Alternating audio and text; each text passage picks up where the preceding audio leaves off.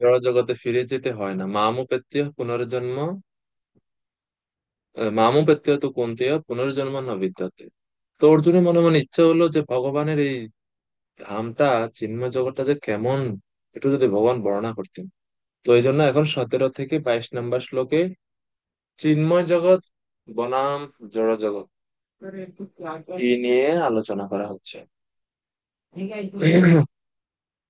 তো প্রথমে আহ, অল্পকালস্থায়ী বা ক্ষণস্থায়ী এই লোকসমূহ বা জড়জগৎ, এই জড়জগতের যে চতুর্দশ ভুবন, তার হিসাব ভগবান দিচ্ছেন। তো আমাদের এই পৃথিবীতে আমরা দেখি আহ, ব্রহ্মার দিন রাত্রির পরিমাপের হিসাবটা আমরা এখানে দেখতে পাই। তো 17 নম্বর শ্লোক, ব্রহ্মার দিন রাতের পরিমাপ ভগবান বলছেন, সহস্রায়ুগ পর্যন্তম অহম ইয়ৎ ব্রহ্মণা বিদুঃ রাত্রিম যুগা সহস্রান্তম তে অহোরাত্র বিদো জনঃ। তো কাল বা সময় গণনার বা সময়ের সর্বোচ্চ হিসাব এখানে দিচ্ছে প্রভুপাদ। অনুবাদ বলা হচ্ছে যে সহস্র যুগ পর্যন্তম অহ শব্দের অর্থ হচ্ছে দিন। অহো রাত্র, রাত্র মানে হচ্ছে রাত্রে, অহ শব্দের অর্থ হচ্ছে দিন। মানে যেরকম আমরা এই শ্লোকে পাই না, অহনি অহনি ভূতানি গচ্ছন্তি ইহ যমালয়ম। অহনি মানে হচ্ছে দিন। তো সহস্র যুগ মানে 1000 যুগ। 1000 যুগ বলতে কি 1000 চতুর্যুগ। এই 1000 চতুর্যুগে ব্রহ্মার একদিন হয় মানে 12 ঘন্টা। তদ্রূপ আরো 1000 চতুর্যুগে ব্রহ্মার রাত্রি হয় মানে আরো 12 ঘন্টা। অর্থাৎ ব্রহ্মার দিন রাত্রি বা 24 ঘন্টা হতে হলে এই পৃথিবীতে 2000 চতুর্যুগ অতিবাহিত হতে হয়। যারা এইভাবে জানেন তারা দিবারাত্রির তত্ত্ববেদ। এটা এই শ্লোকে ভগবান বলছেন। তো মূলত এই শ্লোকে আমরা হিসাব দেখছি যে বিভিন্ন গ্রহের, বিভিন্ন যুগের, বিভিন্ন মহাজন তপ এই সমস্ত লোকসমূহের হিসাব আমরা এই শ্লোকে দেখতে পাচ্ছি। তো সময় গণনাটা শুরু হয় পরমাণু থেকে। শ্রীমদ্ ভাগবতমে এই ক্যারেক্টারিস্টিক্স অফ টাইম, সময়ের প্রভাব, তৃতীয় স্কন্ধে এর বর্ণনা পাওয়া যায়। তো সেই অনুযায়ী মানে সেই সময়ের সেই ভাগবতম থেকে যদি আমরা একটু দেখি, এই বর্ণনাটা ভাগবতম থেকে, তো সেই জন্য একটু নতুন লাগতে পারে, একটু মন দিয়ে শুনলে আশা করি বুঝতে পারবেন। বিস্তারিত ভাগবতমে রয়েছে। বলা হচ্ছে যে পরমাণু থেকে কালের গণনা শুরু। পরমাণু হলো অত্যন্ত সূক্ষ্ম কাল। আর দুইটি পরমাণু, এক অণু এবং 3 অণু মিলে হয় এক ত্রস রেণু। মানে আমরা তো জানি এমনি অণু ভাঙলে পরমাণু পাওয়া যায় বৈজ্ঞানিক ভাবে। তো বলা হচ্ছে যে দুইটা পরমাণু মিলে এক অণু হয়। আর এরকম 3টি অণু মিশ্রিত হলে বা সংযুক্ত হলে যেটা হয় এটাকে বলা হয় এক ত্রস রেণু। এক ত্রস রেণু। আর এই ত্রস রেণুটাকে আমরা চোখে দেখতে পাই কখন জানেন? ভোরে সকালে যখন দেখবেন সূর্যের আলো জানালার ফাঁক দিয়ে বা কোনো ছিদ্র দিয়ে ঘরে ঢুকে। বিশেষ করে শহরে তো এটা দেখা যায় না, গ্রামে হলে দেখা যায়। গ্রামে টিনের ঘর যখন থাকে, টিনের ঘরে তো অনেক সময় ছিদ্র থাকে, তো ছিদ্র দিয়ে যখন সূর্যের আলো তীর্যক গতিতে ঢুকে সোজা হয়ে, তখন দেখবেন এই সূর্যের আলোর মধ্যে কি কি যেন বাতাসে উড়ে বেড়াচ্ছে, ছোট ছোট কণা বাতাসে উড়ে বেড়ায়। দেখছেন আপনারা এটা? সূর্যের আলোতে যখন সূর্যের আলো এরকম প্রবেশ করে কোনো অল্প জায়গা দিয়ে, তখন দেখবেন বাতাসে কি মনে হয় উড়ে বেড়াচ্ছে। এমনিতে খালি মানে আপনি দেখবেন না কিছু উড়ে বেড়াচ্ছে, কিন্তু সূর্যের আলোতে এটা দেখা যায়, ছোট ছোট কণা উড়ে বেড়াচ্ছে। এই যে ছোট ছোট ছোট কণা যেগুলো উড়ে বেড়াচ্ছে এগুলাকে বলা হয় ত্রসরেণু। এগুলো হচ্ছে ত্রসরেণুর ওটাকে বলা হয় ত্রসরেণু। ত্রসরেণু অত ছোট, অত ক্ষুদ্র এবং খালি চোখে দেখা যায় না, সূর্যের আলোর মধ্যে এটা দেখা যায়। তো ত্রসরেণু হয়। এরূপ 3টি ত্রসরেণু অতিক্রম করতে সূর্য রশ্মি যেই সময় নেয় তাকে বলা হয় এক ত্রুটি। সময় গণনা হিসাব কিভাবে করে আমরা সূর্যের এই যে অতিক্রম, যে সূর্য যে যে কি বলে উপরে হচ্ছে যে অতিবাহিত হচ্ছে না, সূর্য যে অতিক্রম করছে, এটার উপর ভিত্তি করে তো আমরা সময় হিসাব করি, যে একটা নির্দিষ্ট স্থানকে সূর্য অতিক্রম করতে কতটুকু সময় নেয় তার উপর ভিত্তি করে তো সময় গণনা করে। তো বলা হয় এই যে ত্রস রেণু, তিনটি ত্রস রেণু অতিক্রম করতে সূর্য রশ্মি যত সময় নেয় তাকে বলা হয় এক ত্রুটি। ত্রুটি। এইরকম শত ত্রুটিতে হয় এক লব। আমরা বলি না লভ মাত্র সাধু সঙ্গী সর্বসিদ্ধি হয়, ওইটা হচ্ছে লব। তিন লব মিলে এক নিমেষ হয়, তিন নিমেষ মিলে এক ক্ষণ হয়, আমরা বলি না ক্ষণ, ক্ষণ, এক ক্ষণ হয়। তারপরে পাঁচ ক্ষণে এক কাষ্ঠা হয়, 15 কাষ্ঠাতে এক লঘু হয়, 15 লঘুতে এক নাড়ি হয়, 6 নাড়িতে এক প্রহর হয়, আর অষ্ট প্রহরে এক দিন এবং রাত হয়। তো চিন্তা করেন, মানে আমাদের বর্তমান যে আমরা যে গণনা করি, আমরা তো হিসাবে স্বাভাবিকভাবে আমরা দেখি যে সেকেন্ড, তারপর মিনিট, তারপরে ঘন্টা, বাস অতটুকু। এর অতিরিক্ত আমরা জানি না। আর বাদ বাকি সব আমরা ঘন্টা দিয়ে হিসাব করি, 10 ঘন্টা, 12 ঘন্টা, 24 ঘন্টা, 48 ঘন্টা, এইসব। কিন্তু বৈদিক শাস্ত্রে প্রহর হিসাব আছে, হ্যাঁ, আরো তো আছে। আরো অনেক অনেক বড় বড় মানে গণনার পদ্ধতি আছে। তো তো এরপরে বলা হচ্ছে অষ্টপ্রহরে হচ্ছে একদিন রাত্রি, মানে 24 ঘন্টা। আট প্রহর, অষ্টপ্রহর। যেমন আমরা বলি না, কীর্তনের সময় দেখবেন গ্রামে যখন কীর্তন হয়, অষ্টপ্রহর, 16 প্রহর ব্যাপী কীর্তন, ওখানে প্রহর হিসাব করা হয়। প্রহর মানে হচ্ছে তারপরে বলা হচ্ছে 15 দিনে, 15 দিন এবং রাত্রিতে হয় এক পক্ষ। ঠিক আছে, পক্ষ হিসাবে 15 দিনে এক পক্ষ হয়। তারপরে দুই পক্ষে হচ্ছে এক মাস, 6 মাসে হয় এক অয়ন, আর দুই অয়নে হয় এক বছর। অয়ন, অয়ন বুঝেন তো? 6 মাসে এক অয়ন হয়, উত্তরায়ণ দক্ষিণায়ন দুইটি অয়ন আছে। তো দুই অয়নে হয় এক বছর। এইভাবে পর্যন্ত আমরা হিসাব করি। কি হচ্ছে, এখন বছর পর্যন্ত আসলো। এখন আমরা আরেকটু উপরের দিকে চাই। আর উপরে কি, না এই যে বছর আসলো আমরা, হ্যাঁ, এভাবে মানুষের এক বছর দেবতাদের একটি দিন ও রাতের সমান।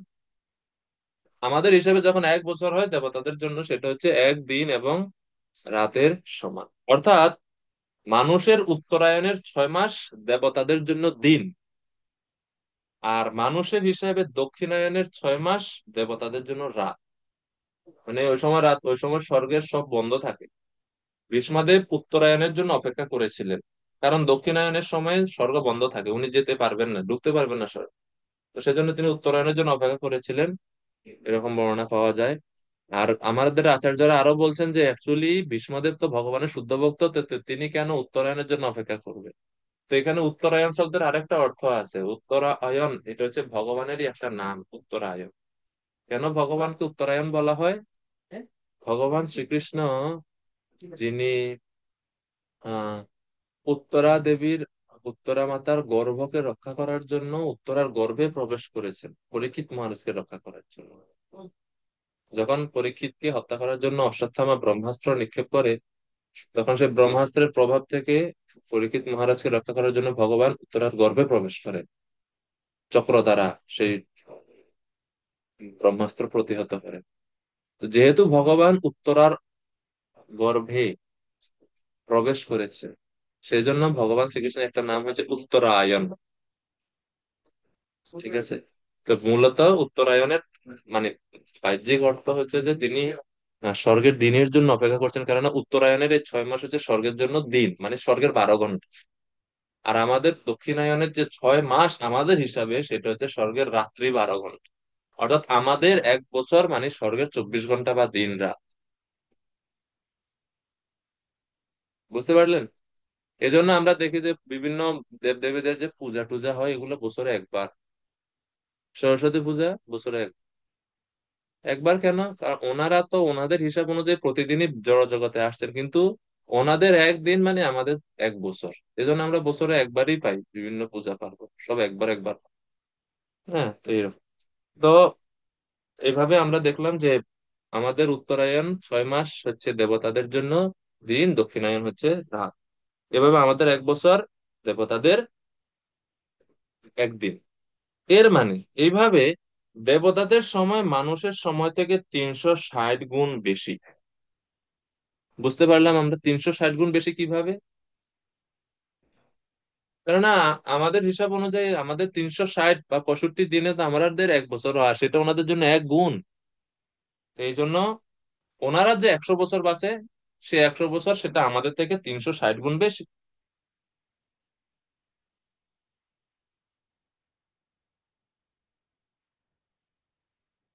আমাদের 1 বছর দেবতাদের একটি দিন রাত।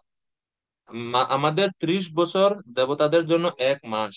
আর মানুষের হিসাবে 360 বছর দেবতাদের জন্য এক দিব্য বর্ষ হয়।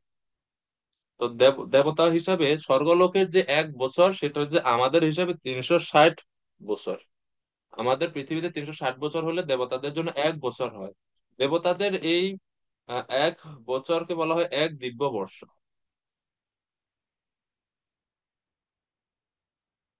আর মানুষের মানে আমাদের এই পৃথিবীর হিসাবে সত্য, ত্রেতা, দ্বাপর ও কলি, এই 4 যুগ অতিক্রান্ত হলে দেবতাদের এক দিব্য যুগ হয়।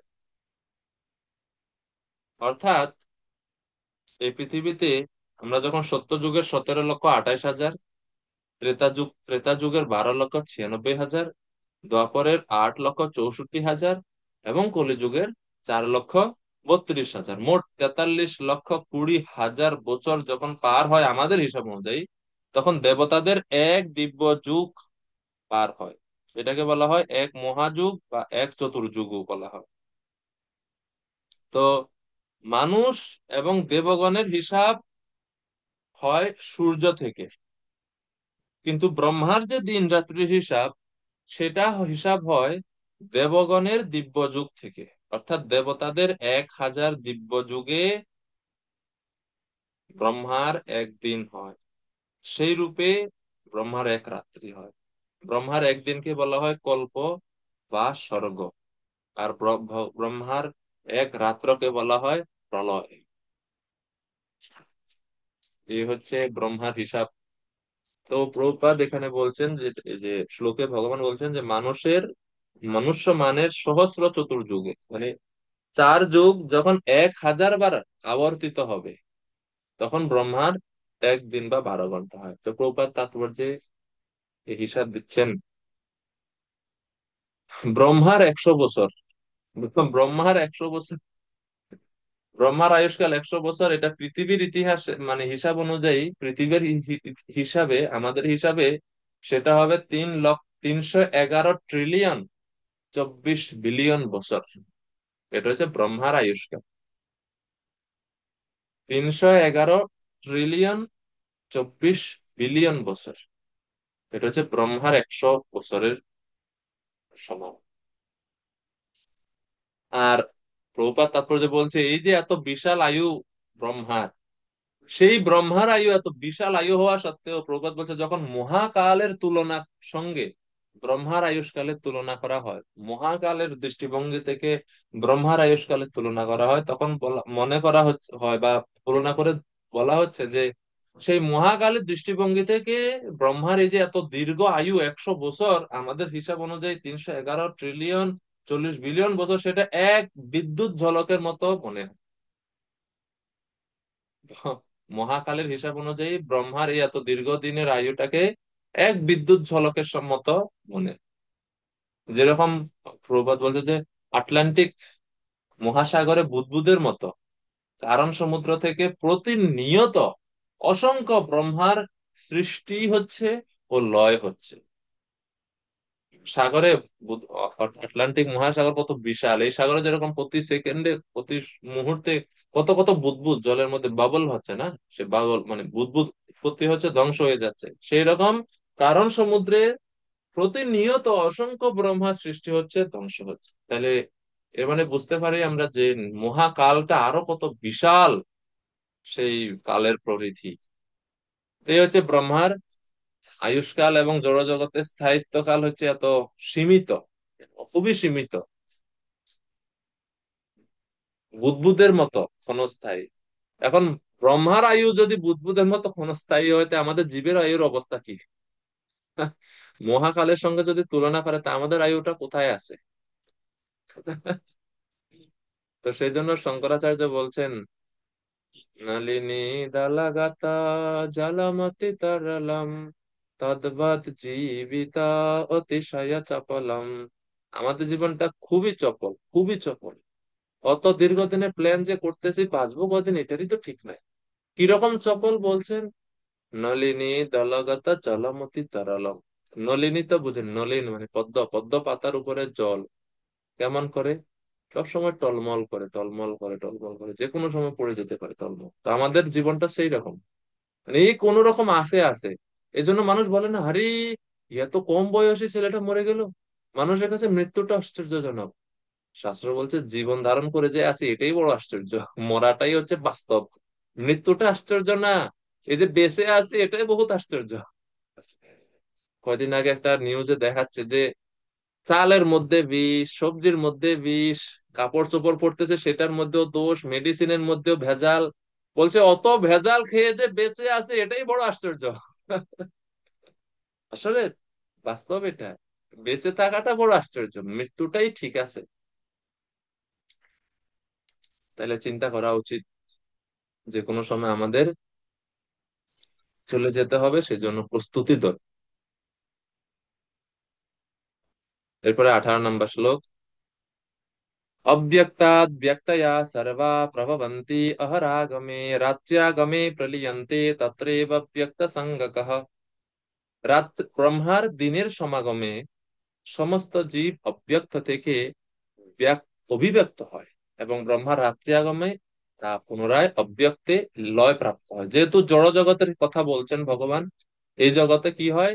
যখন ব্রহ্মার দিন হয়, তখন জগৎ সৃষ্টি হয়, সমস্ত জীব অব্যক্ত থেকে অভিব্যক্ত হয়। অব্যক্ত থেকে অভিব্যক্ত হয় মানে কি? এর মানে জীবের আগে কোনো মানে অস্তিত্ব থাকে না, এটা বুঝাচ্ছে।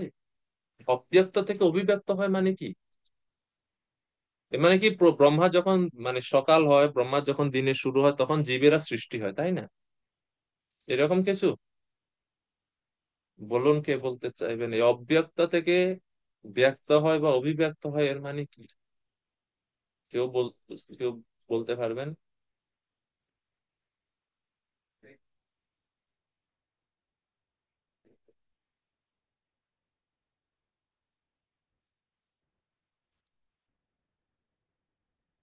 হ্যাঁ মাতাজি বলুন। হরে কৃষ্ণ। তো প্রণাম। মাতাজি প্রণাম। বলুন মাতাজি। আহ, অব্যক্ত মানে অপ্রকাশিত থাকে, মানে ওই সময় বিষ্ণুর মধ্যে হচ্ছে সমস্ত জীব আহ, বিশ্রাম অবস্থায় থাকে। উম, আচ্ছা। তারপরে যখন আবার উম, এটাই হতে থাকে, এটা মনে হচ্ছে আমার কাছে। যে যখন প্রলয় হবে, আমাদের যা যা কর্ম আছে, মানে কর্মফল নিয়ে আমরা ওর মধ্যে মানে ভগবানের মধ্যে আশ্রয় নিয়ে নিব, এবং তারপরে যখন আবার প্রকাশ হবে, তখন আমাদের যেরকম ছিল মানে যার যার কর্মফল নিয়ে আবার সেইভাবে আমাদের এই জগতে আসতে হবে। সেটা উম, কর্মফল অনুযায়ী হবে। ধন্যবাদ এরকম মাতাজি। মনে হচ্ছে। হ্যাঁ হ্যাঁ। তো এটাই বোঝাচ্ছে যে যখন ব্রহ্মার নিদ্রা অবস্থা রূপ নিদ্রা হয়, নিদ্রা যায় ব্রহ্মা যখন, তখন সব জগতের যা কিছু আছে সবকিছু ভগবান বিষ্ণু শরীরে চলে যায় না, অপ্রকাশিত হয়ে যায়। এবার যখন ব্রহ্মা আবার দিনের শুরু হয়, তখন আবার সব সৃষ্টি হয়, অর্থাৎ অপ্রকাশিত ছিল এখন সেগুলো আবার প্রকাশিত হয়, বা বা রূপ সৃষ্টি হয়ে ব্রহ্মা বিভিন্ন জীবের আবার ব্যক্ত রূপ অভিব্যক্ত হয়, ব্যক্ত রূপ অভিব্যক্ত হয়, সেটা এখানে বলা হচ্ছে। তো এইভাবে জড়, এর মানেই বুঝতে পারছি আমরা এই জড় জগতের অবস্থাটা কি, এটা বারবার জন্ম, মানে এটা সৃষ্টি হয় ধ্বংস হয়, সৃষ্টি হয় ধ্বংস হয়, মানে নিত্য না, সব হচ্ছে অনিত্য এবং ক্ষণস্থায়ী, ধ্বংসশীল, নশ্বর এই জগতের সবকিছু। 19 নম্বর শ্লোক, 19 নম্বর শ্লোকে ভগবান বলছেন, भूतग्राम स एवायं भूत्वा भूत्वा प्रलीयते रात्र्यागमे अवश पार्थ प्रभवति अहरागमे। হে পার্থ, সেই ভূত সমূহ উপস্থিত, ভূত সমূহ পুনঃ পুনঃ উৎপন্ন হয়ে ব্রহ্মার রাত্রি সমাগমে লয় প্রাপ্ত হয় এবং পুনরায় দিনের আগমনে তারা আপনা থেকেই প্রকাশিত হয়। ভূত গ্রাম, ভূত গ্রাম মানে এই যে বড় বড় ভূত এরকম না। ভূত গ্রাম মানে, গ্রাম মানে হচ্ছে জীব, জীবেরা, জীবদেরকে এখানে ভূত শব্দ দ্বারা। আচ্ছা, তো ভূত গ্রাম মানে হচ্ছে সমস্ত জীব ভূত্বা ভূত্বা প্রলীয়তে পুনঃ পুনঃ জন্মগ্রহণ করে এবং পুনঃ পুনঃ তাদের লয় প্রাপ্ত হয়। মানে বারবার তারা এই জগতে ফিরে আসে, তারপরে আবার ভগবানের শরীরে বিলীন হয়ে যায়, আবার আসে আবার যায়, এভাবে। কখন লয় হয়? যখন রাত্রি আগমে, মানে রাত্রির হয়, রাত্রির আগমন হয়, তখন যেরকম আমরা রাত হলে কি হয়ে যায়, আমরাও সব বিলীন হয়ে যায়। এখন ক্লাস আছে বলে, নইলে আমিও তখন বিলীন হয়ে যেতাম অন্য জগতে। তা আমরা যেরকম রাত হলে বিলীন হয়ে যায়, ব্রহ্মাজির রাত হলে এই জগৎ সব বিলীন হয়ে যায়, মানে এই ভূমণ্ডলে বিলীন হয়ে যায় সবকিছু। আর যখন আবার প্রভবতী অহর আগমে, অহ মানে হচ্ছে দিন, দিনের বেলা সবকিছু আবার প্রকাশিত হয়। এর মানে এই জড় জগৎ বারবার লয় প্রাপ্ত হয়, ধ্বংস হয়, আবার সৃষ্টি হয়, আবার ধ্বংস হয়। এসবই হয় ভগবানের পরিচালনাতে, ভগবানের পরিচালনার দ্বারা। এই জন্য বলছে ভূত্বা ভূত্বা প্রলীয়তে।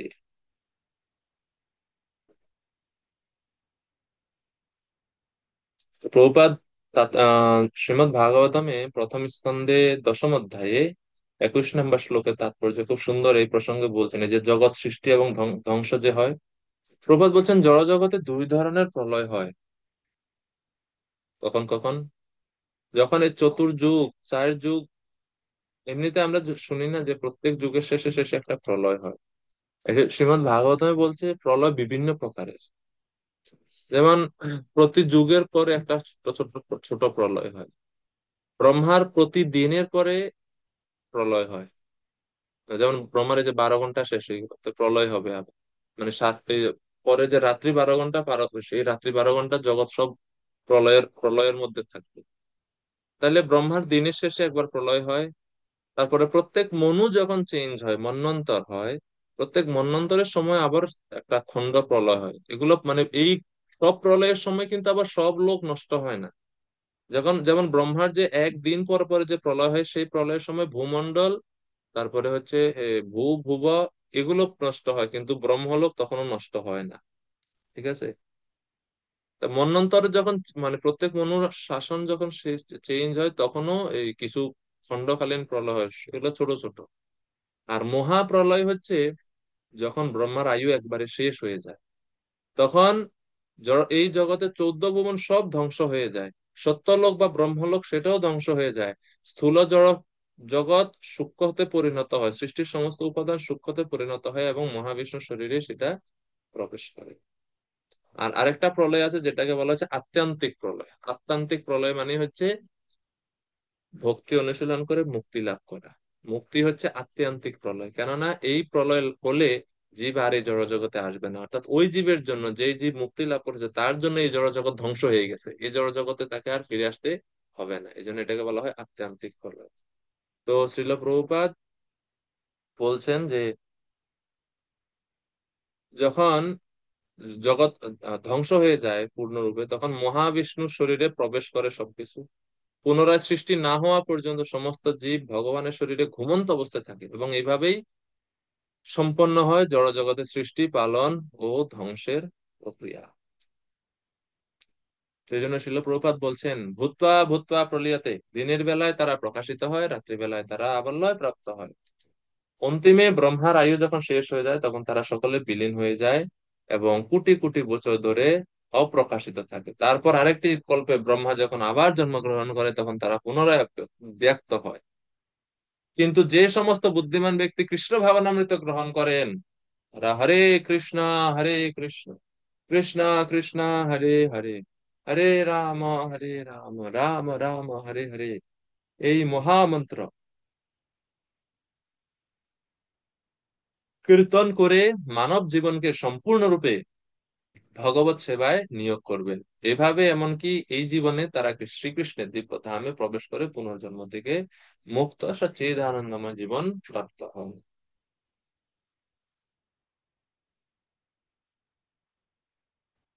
এই জন্য জগতে যা কিছু সম্পদ জোড়াই আমরা, এটা মনে রাখা উচিত, ভূত্বা ভূত্বা প্রলীয়তে, প্রলীয়তে, নষ্ট হয়ে যাবে।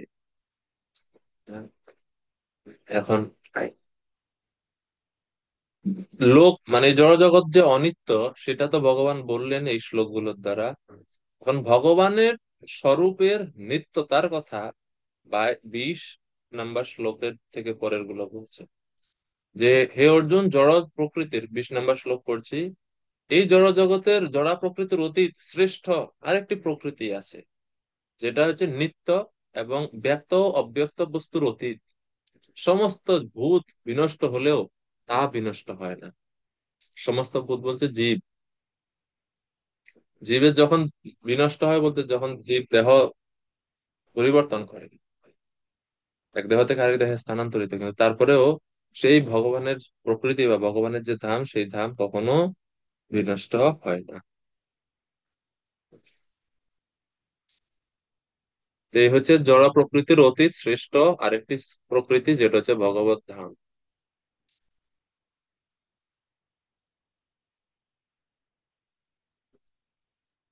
সেই ভগবানের ধামের কি কি বৈশিষ্ট্য আছে? 21 নম্বর শ্লোক, অব্যক্তাক্ষর ইত্যুক্তা তমাহু পরমাম গতিম ইয়ম প্রাপ্য ন নিবর্তন্তে তদ্ধাম পরমম মম। সর্বাণী মাতাজি কৃপা করে 21 নম্বর শ্লোকের অনুবাদ করবেন। হরে কৃষ্ণ, জয় শিলা প্রভুপাদ। সেই অব্যক্তকে অক্ষর বলে, তাই সমস্ত জীবের পরম গতি। কেউ যখন সেখানে যায়, তখন তাকে এই জগৎ তখন আর তাকে এই জগতে ফিরে আসতে হয় না। সেটি হচ্ছে আমার পরম ধাম। তো পরমেশ্বর ভগবানের পরম ধাম, সেই ধাম,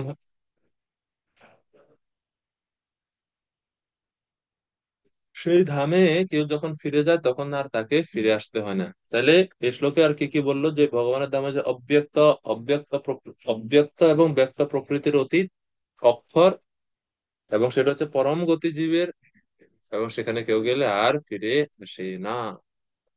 তো 20 এবং 21 এই দুইটি শ্লোকে ভগবান ওনার ধামের বা চিন্ময় জগতের বৈশিষ্ট্য সম্বন্ধে বলছেন, 20 এবং 21 নম্বর শ্লোকে।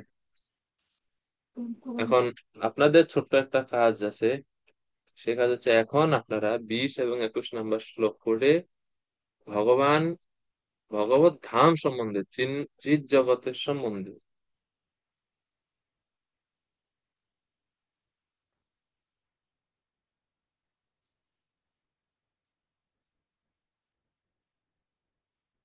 আপনাদের সময় শুরু হলো।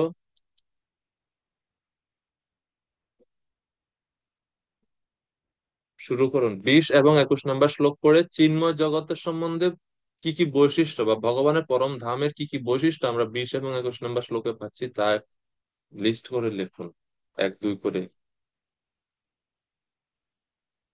অনুবাদ থেকে।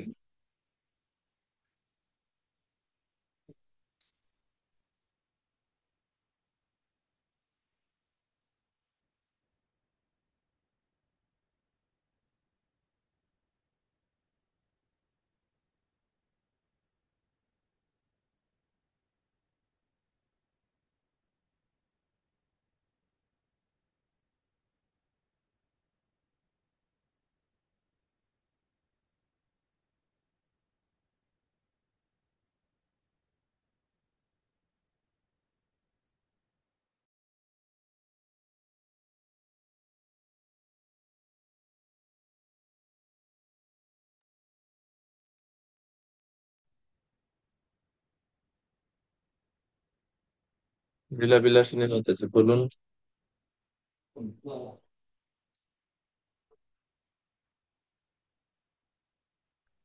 হরে কৃষ্ণ। হরে কৃষ্ণ, লিখছেন মাতাজি? এই- লেখা হয়েছে? হ্যাঁ, এইটা হচ্ছে চিন্ময় ধাম, চিন্ময় ধামের বৈশিষ্ট্য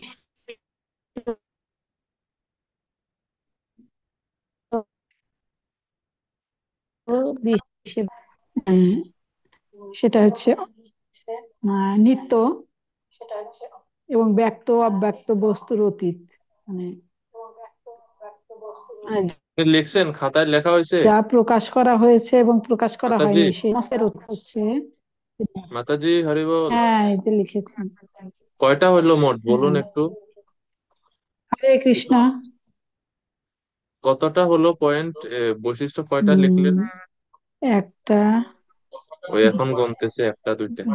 দুইটা, একটা দুইটা তিনটা, তিনটা, চারটা, পাঁচটা, ছয়টা, ছয়টা হয়েছে। ঠিক আছে, অপেক্ষা করেন, আরো দেখি ভক্তরা কি। হ্যাঁ, ছয়টা আপনি বলুন কৃপা করে, কি কি ছয়টা? চিন্ময় ধাম হচ্ছে নিত্য, আর এবং ব্যক্ত অব্যক্ত বস্তুর অতীত। হুম, এটা কোন শ্লোক থেকে মানে পেলেন? এটা কোন কত কত শ্লোকে পেয়েছেন? 20 নম্বরে না 21 নম্বরে? এটা 20 নম্বর, 20 নম্বরই। এরপরে বলুন আর আর কি নম্বর হচ্ছে বৈশিষ্ট্য? সেই চিন্ময় জগৎ হচ্ছে জীবের পরম গতি। হুম। সেখানে গেলে আর কখনো এই জড় জগতে ফিরে আসতে হয় না। হুম। এই তো, এই দুইটাই। না, ওগুলো তো তাৎপর্য আছে। ঠিক আছে মাতাজি, ধন্যবাদ আপনাকে। নিবেদিতার লক্ষ্মী দেবী মাতাজি।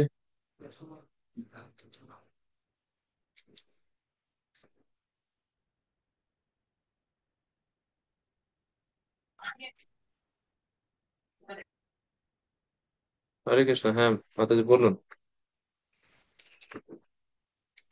কতগুলো পেয়েছেন বৈশিষ্ট্য?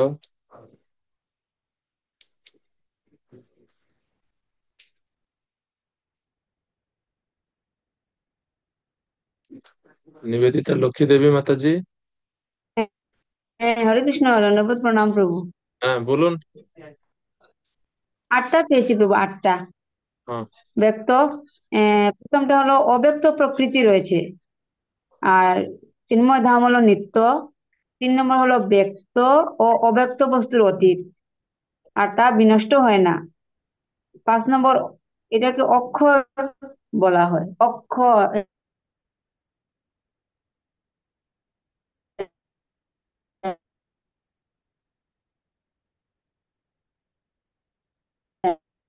অক্ষর বলা হয়। আর 8 নম্বর হলো ভগবানের ধাম। হরে কৃষ্ণ। হরে কৃষ্ণ, ধন্যবাদ। তা যেরকম ওনারা লিখলেন, তো ভগবানের ধাম সেটা হচ্ছে অপ্রাকৃত, নিত্য। 2 হচ্ছে পরা। পরা মানে হচ্ছে ভগবানের উৎকৃষ্টা পরাশক্তি, অর্থাৎ জড়শক্তি বা 3 গুণ সেই ধামকে, সেই ধামে প্রবেশ করতে পারে না, এই জন্য বলছে পরা। 3 হচ্ছে সীমাহীন পরমানন্দে পূর্ণ, যেহেতু জড়জগতের দুঃখ দুর্দশা সেখানে নেই। 4 হচ্ছে এই ধাম, ভগবত ধাম হচ্ছে চিন্তামণি ধাম, এখানে সবার সমস্ত বাসনা পূর্ণ হয়। 5 হচ্ছে সর্বাকর্ষক শ্রীকৃষ্ণ সেখানে শত সহস্র লক্ষ্মীর দ্বারা সেবিত হন। 6 এই ধাম চিন্ময় ধাম হচ্ছে জড় দৃষ্টির অতীত। 7 নম্বর হচ্ছে ব্যক্ত ও অব্যক্ত প্রকৃতির অতীত। জড় দৃষ্টিরও অতীত, ব্যক্ত ও অব্যক্ত প্রকৃতিরও অতীত। 8 নম্বর হচ্ছে পরমাগতি, মানে জীবের পরম গতি। আর 9 হচ্ছে সেখানে গেলে, অর্থাৎ ভগবানের ধামে সেখানে গেলে আর জগতে, জড় জগতে ফিরে আসতে হয় না। এই হচ্ছে ভগবত বা চিৎ জগৎ সম্বন্ধে এই শ্লোকগুলোতে এর বর্ণনা রয়েছে। তো প্রভুপাদ তাৎপর্য চিন্তামণি ধামের কথা বলছেন যে পরম ধাম, ভগবানের পরম ধামকে ব্রহ্মসংহিতা চিন্তামণি ধাম বলা হয়েছে। চিন্তামণি প্রকার সত্ম সুকল্প বৃক্ষ লক্ষ্যাবৃতেষু সুরভিরভিপালয়ন্তাম এই শ্লোকে। তো চিন্তামণি ধাম মানে এই চিন্তা করা মাত্র যে কোনো বাসনা পূর্ণ হবে। এবং এই ভগবানের ধামে যে বৃক্ষগুলো সেগুলো হচ্ছে কল্পতরু।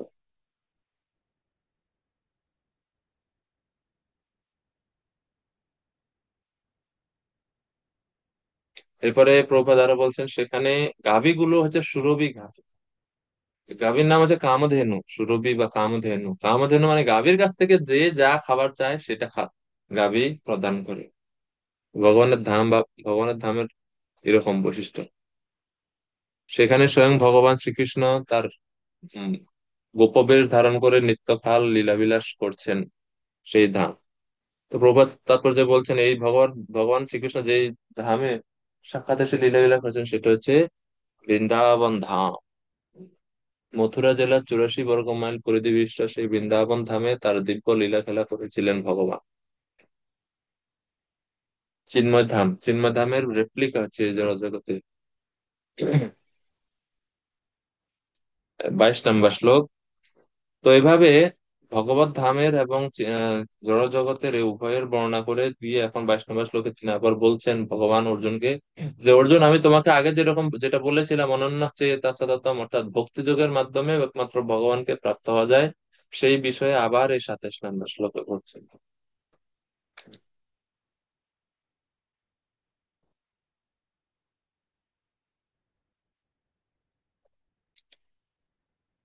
শ্লোক নম্বর 22। পুরুষ সপর পার্থ ভক্ত্যা লভ্য তু অনন্যয়া यस्सन्तस्थानि भूतानि येन सर्वमिदं ततम्। হে পার্থ, সর্বশ্রেষ্ঠ পরমেশ্বর ভগবানকে অনন্য ভক্তির মাধ্যমে কেবল লাভ করা যায়। ভক্ত্যা লভ্যতু অনন্যয়া। তিনি যদিও তার ধামে নিত্য বিরাজমান তবুও সর্বব্যাপ্ত এবং সবকিছু তার মধ্যে অবস্থিত। সেভাবে ভক্তি যোগের মাধ্যমে ভগবানকে পাওয়ার নির্দেশ ভগবান অর্জুনকে প্রদান করছেন। কেউ যদি এখন প্রশ্ন করে ভগবত ধামে কিভাবে যাওয়া যাবে, উত্তর কি হবে আপনাদের? কেউ যদি প্রশ্ন করে কিভাবে ভগবত ধাম যাওয়া যায়, কি উত্তর দিবেন? হরি জগদীশ্বর প্রভু, কৃপা করে আনমিউট করুন। হ্যাঁ, হরে কৃষ্ণ প্রভুজি। হরে কৃষ্ণ। কি উত্তর দিবেন?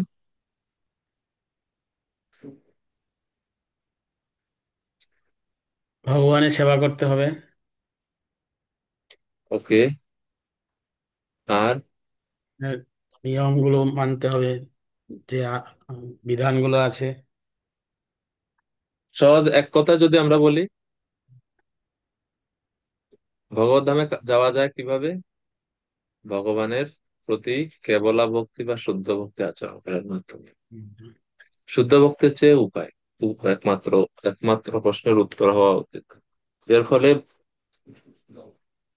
সব ধীরে ধীরে কি হবে, পরমেশ্বর ভগবানের আরাধনা করার মাধ্যমে জীবেরাও ধীরে ধীরে ভগবানের ধামে যাওয়ার জন্য যোগ্য হয়ে উঠবে। তাই জন্য প্রভুপাদ বলছেন কিভাবে ভগবত ধামে যাওয়া যায়, ভগবানের প্রতি ভক্তি আচরণের পর। আর এই শ্লোকে 22 নম্বর শ্লোকে সেটাই ভগবান জোর দিয়ে বুঝাচ্ছেন। পুরুষ পর পার্থ ভক্তিয়া লভ্যস্তু অনন্যয়া।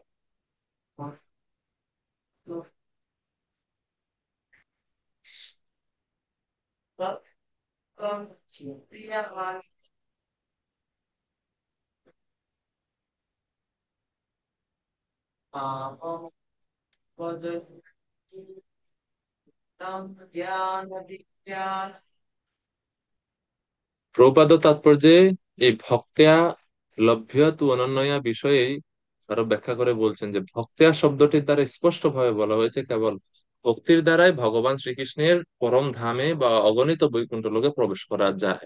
অন্য কোনো পন্থার দ্বারা সেটা সম্ভব হয় না। ভক্তি হচ্ছে একমাত্র উপায় ভগবানকে লাভ করার জন্য। এখন শুদ্ধ ভক্তির মাহাত্ম্যের কথা বলছেন 23 থেকে 28 নম্বর শ্লোক পর্যন্ত। শ্লোক নম্বর 23 থেকে 28, শুদ্ধ ভক্তির মাহাত্ম্য। এই জড় জগৎ এবং চিৎ জগৎ এবং এই উভয়ের থেকে ভক্তের ভগবত ধামে ফিরে যাওয়ার এইসব বর্ণনা। তো 23 থেকে 26-এ প্রথমে ভগবান অনাবৃত্তি মার্গ এবং আবৃত্তি মার্গের কথা বলছেন, এরপরে ভগবান ভক্তের কথা বল। শ্লোক নাম্বার 23, হে ভারত শ্রেষ্ঠ, যে কালে মৃত্যু হলে যোগীরা এই জগতে ফিরে আসেন অথবা ফিরে আসেন না, সেই কালের কথা আমি তোমাকে বলবো। পরমেশ্বর ভগবানের ভক্তরা সেই পদ প্রাপ্ত হয় এবং তারা আর সংসারে ফিরে আসে না। কিন্তু যারা সংসারে ফিরে আসে তারা কোন পথে গমন করে, আর কোন পথে তাদের গমন করলে আর ফিরে আসতে হবে না? তো এখন 23 নম্বর শ্লোকে ভগবান বলছেন যে শুদ্ধ ভক্তিহীন জ্ঞানযোগী এবং হঠযোগীরা, তারা দেহত্যাগের মুখ্যদায়ক কাল বা সময়ের কথা এখানে উল্লেখ করা হচ্ছে, যে তারা কখন মৃত্যুবরণ করতে পারে। তো ভগবান বলছেন কোন কালে মৃত্যু হলে ফিরে আসে এবং কোন কালে মৃত্যু হলে ফিরে আসে না, তা সেই কালের কথা আমি তোমাকে বলবো। তম কালম বক্ষ্যামি ভরতর্ষভ। ভগবত ধামে পৌঁছার জন্য কিভাবে দেহত্যাগ করা উচিত সেই পন্থার কথা এর পরের কয়েকটি শ্লোকে বলবেন। ফলে শ্রীকৃষ্ণ এখানে ঘোষণা করছেন যে কোন কোন উপায়ে দেহত্যাগ করলে জীবের কোন গতি লাভ হয় বা কখন। তো পরের শ্লোকে অনাবৃত্তি মার্গ বা শুক্ল পক্ষে দেহত্যাগ করলে কি হয় সেটা বলছেন। যেই পথে গেলে আর ফিরে আসতে হয় না, সেই অনাবৃত্তি মার্গের কথা 24 নম্বর শ্লোকে ভগবান শ্রীকৃষ্ণ বলছেন। 24 নম্বর শ্লোক, তাহলে কি বিধি? অগ্নির জ্যোতি রহ শুক্ল ষণ্মাসা উত্তরায়ণম তত্র প্রয়াত গচ্ছন্তি ব্রহ্ম ব্রহ্ম বিদো জনাঃ। ব্রহ্মবিদ পুরুষ অর্থাৎ যারা যোগী এবং জ্ঞানী, অগ্নি জ্যোতি শুভ দিন শুক্লপক্ষ ও 6 মাস উত্তরায়ণ কালে দেহত্যাগ করলে ব্রহ্ম লাভ করে থাকে।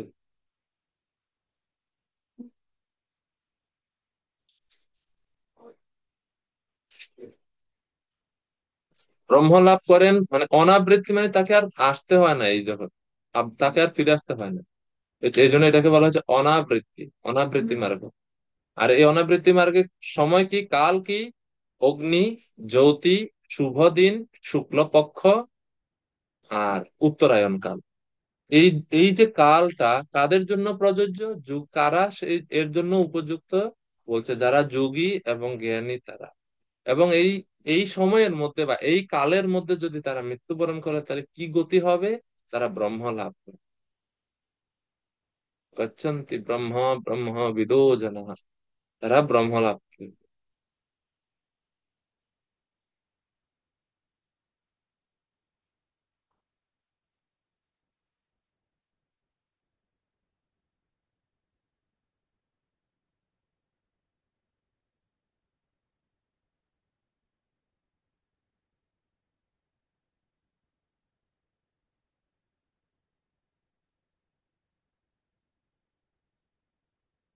তারপরে শেষে আরো বলা হচ্ছে এই অনাবৃত্তি মার্গে যারা মানে যোগী এবং জ্ঞানীরা যারা যায় তারা তো আর ব্রহ্ম লাভ করে ফিরে আসেন না, তারা কোন যানে করে সেখানে যায়, ব্রহ্ম লাভ করে। তো সেই যান বা সেই যে যাত্রা করার জন্য যে মাধ্যম, যান বা গাড়ি যেটাই বলে না কেন, সেটা হচ্ছে তাদের দেবযান, দেবযান মার্গ।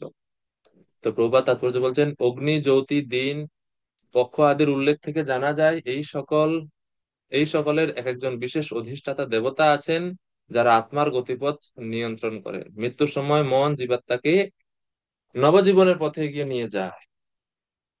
এই জন্য বলছে দৈব ক্রমে শুভ মুহূর্তে যদি কারো দেহ ত্যাগ হয় তবে সে জন্ম মৃত্যু চক্রে পুনরাগমন করবে না, নতুবা অবশ্যই তাকে এই জড় জগতে ফিরে আসতে হবে। কিন্তু কৃষ্ণ ভাবনাময় শুদ্ধ ভক্ত দৈব ক্রমে অথবা স্বেচ্ছায়, শুভ অথবা অশুভ, যে কোনো সময় দেহ ত্যাগ করুক না কেন তার কখনো পুনরাগমনের নির্দেশ থাকে না। এখন আবৃত্তি মার্গের কথা বলছেন পরের 25 নম্বর শ্লোকে। আবৃত্তি মার্গ কি? অর্থাৎ কৃষ্ণ পক্ষে দেহত্যাগ আবৃত্তি মার্গ, যার ফলে দেহত্যাগ করলে যোগীকে আবার ফিরে আসতে হয়।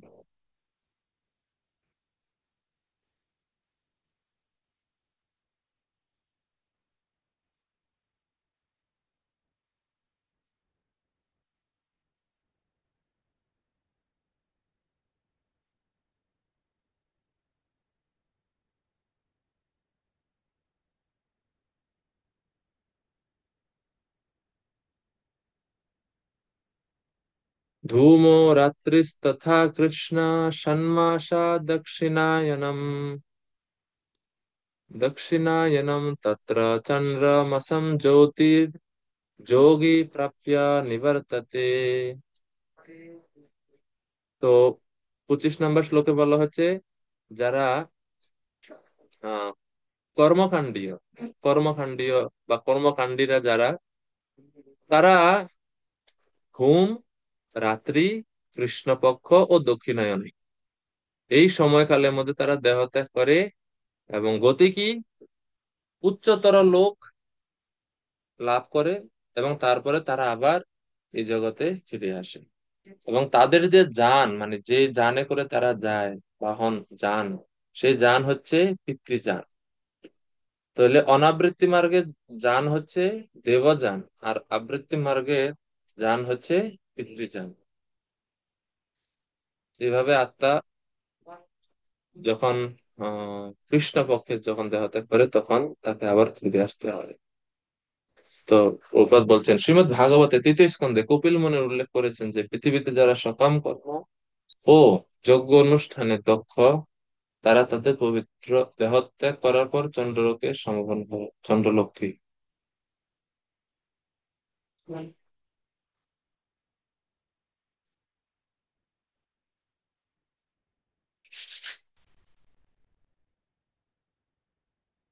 প্রভুপাদ আরো বলছেন এই সমস্ত উন্নত আত্মারা সেখানে দেবতাদের গণনা অনুসারে 10,000 বছর বাস করেন এবং সোমরস নামক সোমরস নামক এক বিশেষ রস রয়েছে, সেটা পান করে তারা জীবন উপভোগ করে, কিন্তু শেষকালে এক সময় তাদের আবার এই পৃথিবীতে ফিরে আসতে হয়। তাইলে এত কষ্ট করে এই এটা এটা করে লাভ কি হলো? তো এইভাবে এই দুইটি পন্থার কথা বললেন ভগবান, আবৃত্তি এবং অনাবৃত্তি। এই দুইটি পন্থার উপসংহার দিচ্ছেন 26 নম্বর শ্লোকে ভগবান। 26 নম্বর শ্লোকে ভগবান বলছেন শুক্ল কৃষ্ণে গতি হিয়েতে জগতঃ শাশ্বতে মতে একয়া याति অনাবৃত্তিম অন্যয়া আবর্ততে পুনঃ। বৈদিক মত দুইটি, দেহত্যাগের দুইটি মার্গ, অনাবৃত্তি এবং আবৃত্তি বা শুক্ল ও কৃষ্ণ। বৈদিক মতে এই জগৎ থেকে দেহত্যাগের এই দুইটি মার্গ রয়েছে, কিন্তু কৃষ্ণ মার্গে দেহত্যাগ করলে ফিরে আসতে হয় না। শুক্ল মার্গে দেহত্যাগ করলে তাকে ফিরে আসতে হয় না, কিন্তু কৃষ্ণ মার্গে দেহত্যাগ করলে তাকে ফিরে আসতে হয়, সরি, শুক্ল মার্গে যখন দেহত্যাগ করে তাকে ফিরে আসতে হয় না, কিন্তু কৃষ্ণ মার্গে দেহত্যাগ করলে তাকে ফিরে আসতে হয়। অন্যয়া আবার তাতে পুনঃ।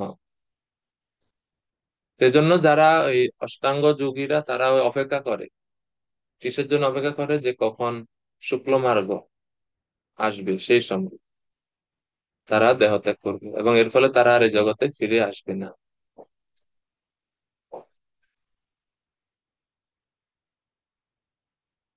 এখন এটা তো গেল কর্মী, জ্ঞানযোগী, অষ্টাঙ্গ যোগী, তাদের কথা।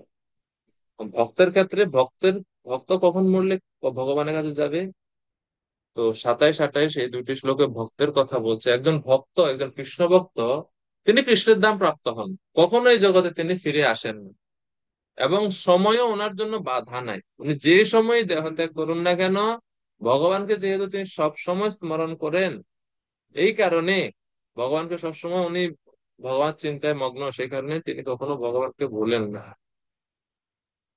তাহলে ভক্তদের জন্য পরে বলা হচ্ছে যে ভক্তরা হচ্ছে মোহমুখ।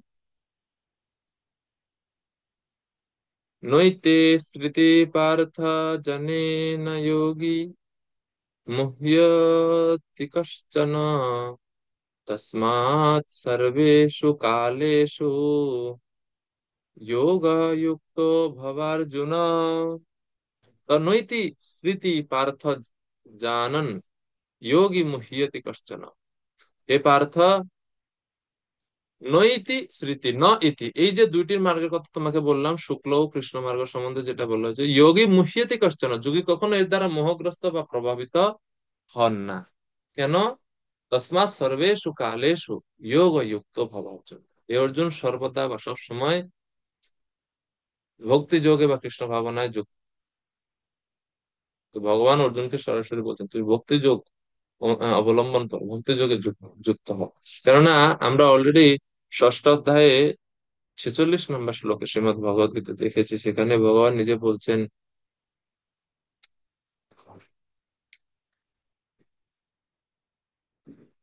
ষষ্ঠ অধ্যায়ের গীতা 46 নম্বর শ্লোক, তপস্বিভ্যাধিকা যোগী জ্ঞানিভ্যাপি মতাধিকা কর্মেভ্যা চাধিকা যোগী তস্মাৎ যোগী ভবার্জুন।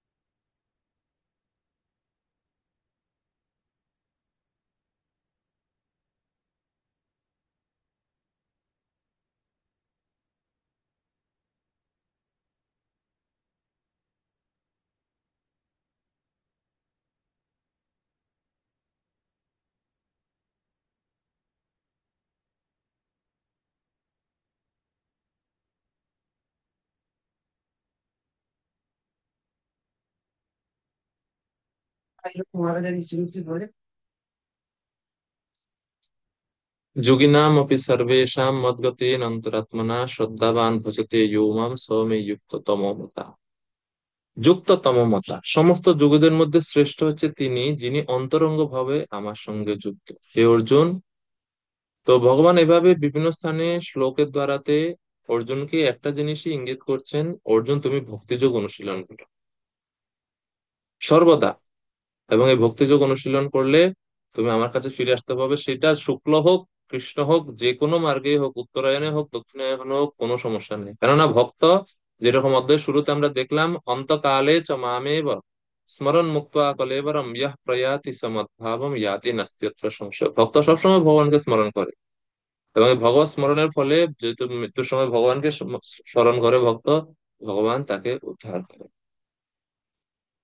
সেজন্য ভক্ত কোনো কিছুর দ্বারা প্রভাবিত হয় না। প্রভুপাদ তাৎপর্য বলছেন, শ্রীকৃষ্ণ এখানে অর্জুনকে উপদেশ দিচ্ছেন যে সংসার ত্যাগ করার জন্য জীবাত্মা এই দুটি মার্গের যে কোনো একটি মার্গ গ্রহণ করতে পারি বলে তার চিন্তিত হবার কোনো কারণ নেই। ভগবত ভক্ত তার প্রয়াণ ইচ্ছাকৃত ভাবে হবে না, দৈবক্রমে হবে, তা নিয়ে দুশ্চিন্তা করেন না। ভক্তের কর্তব্য যে সুদৃঢ় ভাবে বিশ্বাসের সঙ্গে কৃষ্ণ ভাবনায় ভাবিত হয়ে হরে কৃষ্ণ মহামন্ত্র কীর্তন করা।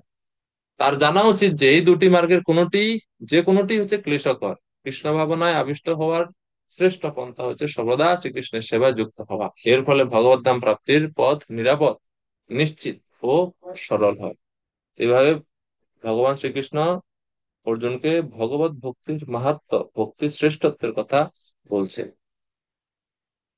এখন এভাবে 27 নম্বর শ্লোকে ভগবান অর্জুনের জিজ্ঞাসিত যে অষ্টম প্রশ্ন, কিভাবে স্মরণ করা যায় অন্তিমকালে ভগবানকে, তার উত্তর দিলেন। এখন সবকিছুর সার বা সমস্ত যোগপন্থার সার যে ভক্তি যোগ, 28 নম্বর শ্লোকে তা উপসংহারে বলছেন, বেদেষু যজ্ঞেষু তপস্সু চৈব দানেষু যৎ পুণ্যফলম প্রদিষ্টম अत्येतितं तत्सर्वमिदं विदित्वा योगी परम स्थानमुपैति चाद्यम्। वेदेषु यज्ञेषु तपस्सु चैव, वेद पाठ, যজ্ঞ অনুষ্ঠান, তপস্যা, দান আদি করার ফলে ইয়াত পুণ্যফলম প্রতিষ্ঠম, যে পুণ্যফল এবং প্রতিষ্ঠা লাভ হয়, অত্যেতি তৎসর্বম,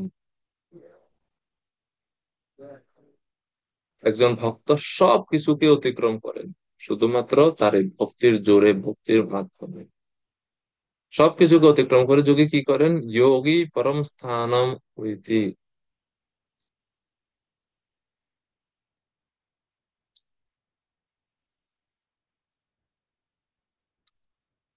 যোগী পরম স্থানম উপৈতি, সবকিছুকে অতিক্রম করে যোগী তখন ভগবত ধাম, পরম স্থান বলতে ভগবত ধামকে তিনি ভগবত ধাম প্রাপ্ত হন।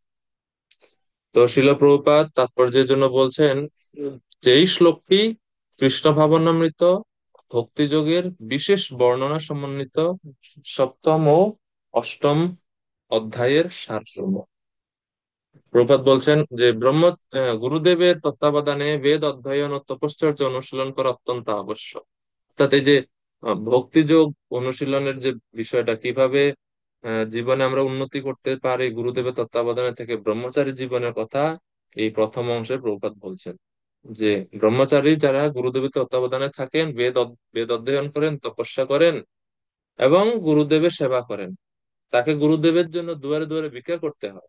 গুরুদেবের আজ্ঞা অনুসারে কেবল সে ভোজন করে, এবং যদি কোনোদিন গুরুদেব তাকে ভোজনে না ডাকেন তাহলে সেই দিন সে উপবাসী থাকে। এগুলো হচ্ছে ব্রহ্মচর্য ব্রতের কয়েকটি সিদ্ধান্ত। কেননা শ্লোকে তো রয়েছে না তপস্যার কথা, তো এই জন্য তপস্যার, তপস্যু মানে তপস্যার কথা বলছে, তো তপস্যার উদাহরণ দিচ্ছে যে কলিযুগে এই হচ্ছে তপস্যা, ব্রহ্মচর্য। আর যারা গৃহস্থ জীবনে আছেন, গৃহস্থ জীবনে তাদের কর্তব্য কি, প্রপাত বলছেন যে প্রহ্লাদ মহারাজের হিসাব অনুযায়ী যে গৃহস্থ আশ্রমে যখন কেউ প্রবেশ করে, ব্রহ্মচর্য আশ্রমে ট্রেনিং বা প্রশিক্ষণ নেওয়ার পর তিনি গুরুর অনুমতি নিয়ে গৃহস্থ আশ্রমে প্রবেশ করতে পারে। আর গৃহস্থ আশ্রমেও তাকে নানা রকম যজ্ঞ অনুষ্ঠান করতে হয় যাতে তিনি অধিকতর সিদ্ধি লাভের উদ্দেশ্যে পরমার্থ সাধনে সচেষ্ট হন। এইভাবে এরপরে যখন নির্দিষ্ট বয়স অতিক্রম হয়, অর্থাৎ 50 হয়ে যায়, তখন সেই ব্যক্তির কর্তব্য গৃহস্থ আশ্রম থেকে ধীরে ধীরে বানপ্রস্থ আশ্রম গ্রহণের জন্য চেষ্টা করে, এবং অন্তিমে সন্ন্যাস আশ্রম। কিন্তু প্রভুপাদ শেষে বলছেন কৃষ্ণ ভাবনামৃতের সৌন্দর্য এতই অনুপম যে কেবল ভগবানকে ভক্তি করার একটি মাত্র সাধনের মাধ্যমে এই সমস্ত আশ্রম ও সমস্ত বৈদিক কর্মকাণ্ডের সমস্ত আচার অনুষ্ঠান অতিক্রম করা যায়, এবং সবকিছুর যা পুণ্যফল, সব পুণ্যফল ভক্ত শুধুমাত্র ভক্তি অনুশীলনের মাধ্যমে লাভ করে থাকে। এটা হচ্ছে ভক্তি যুগের বিশেষত্ব, এটা হচ্ছে ভক্তি যুগের মাহা। যমরাজ শ্রীমৎ ভাগবতমে যমদূতদেরকে ট্রেনিং করাচ্ছেন, শিখাচ্ছেন যে কাদেরকে জম জমালয়ে নেওয়া হবে এবং কাদেরকে জমালয়ে নেওয়া হবে না। তো সেখানে একটা শ্লোকের মধ্যে যমরাজ বলছেন কাদেরকে আহ তোমরা আনবে না। তো বলছেন যমরাজ, এটা হচ্ছে ষষ্ঠ স্কন্ধে 3য় অধ্যায়, ते देव सिद्ध परिगीत पवित्र गाथा ये साधव समदृशो भगवत प्रपन्ना तान्नोपसीदत हरेर्गदयाभिगुप्तान् नैषां भयं न च भय प्रभवाम दंडे। হে দূতগণ, হে আমার সেবকগণ, যমদূতদের উদ্দেশ্যে যমরাজ বলছেন, তোমরা কখনো এই প্রকার ভক্তের কাছে যেও না। তাইলে যমরাজ মানে ভক্তরা কখনো নরকে যান না, যমরাজ তাদেরকে নিতে আসেন। তারা যারা ভক্ত, ভক্তি করলে হয়। কারণ তারা সর্বতভাবে ভগবানের শ্রী পাদপদ্মে শরণাগত, তারা সকলের প্রতি সমদর্শী এবং তাদের গুণগাথা দেবতা ও সিদ্ধরা গান করে। ভক্তদের গুণগাথা, ভক্তদের যশ দেবতার এবং সিদ্ধরা পর্যন্ত মহিমা আলোচনা করে। তাদের কাছে পর্যন্ত তোমরা যেও না, তাদের কাছে পর্যন্ত যেও না, তাদেরকে ধরে আনা তো জমালয় দূরের কথা, তাদের কাছেও যেও না। ভগবানের গদা তাদের সর্বতভাবে রক্ষা করে এবং ব্রহ্মা, আমি, এমনকি কাল পর্যন্ত তাদের দণ্ড দিতে পারি না।